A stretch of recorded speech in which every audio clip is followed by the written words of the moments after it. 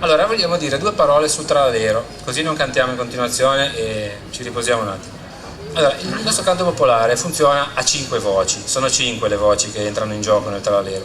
Partendo dal basso ci sono i bassi, che sono il gruppo più numeroso, poi ci sono, che sono diciamo, gli unici che non sono le voci soliste, e poi ci sono 4 voci soliste, che sono il tenore, che noi chiamiamo U', il contralto, che noi chiamiamo U', il baritono, che viene chiamato U', e la voce chitarra, che salieva lì a chitarra, no? Che non è una chitarra, perché si vede un uomo, però fa una cosa con la mano davanti alla bocca, non perché tossisce in continuazione educato, ma perché funziona così. Adesso noi proviamo a farvi vedere come si fa a costruire un tralalero, perché in effetti i tralalleri sono sempre gli stessi da tanti anni, però quando i canterini si trovano così, che sono due di un gruppo, due dell'altro, si riesce a cantare lo stesso.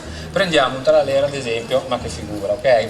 Adesso vi facciamo vedere grosso modo, ma in un minuto, come funziona la costruzione del tralalero, cioè come si riesce a cantare un tralalero anche senza saperlo tutto, no? Allora c'è per esempio il primo, che non a caso si chiama primo perché parte sempre lui, da solo, nei tralaleri, no? Allora lui fa così.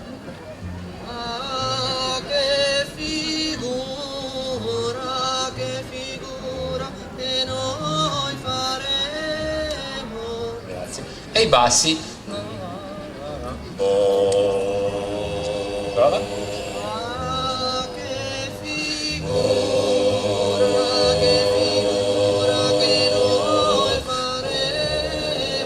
Ok, poi così è il canto e queste note che qualcuno chiama note di bordone, così niente, ci abbiamo battute profondo, note tenute. Poi c'è lui che è il controbasso, che è quello che comincia a fare un po' di ritmo, perché non si può cantare sempre così, no?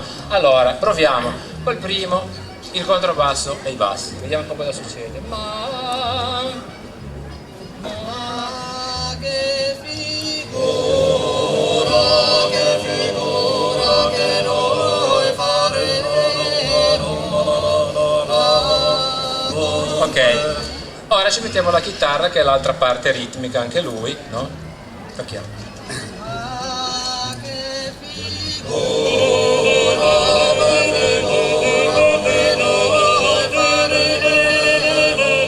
Ok, poi arrivo io che faccio la donna, ma la faccio solo cantando e basta, perché qua dentro non c'è pericolo.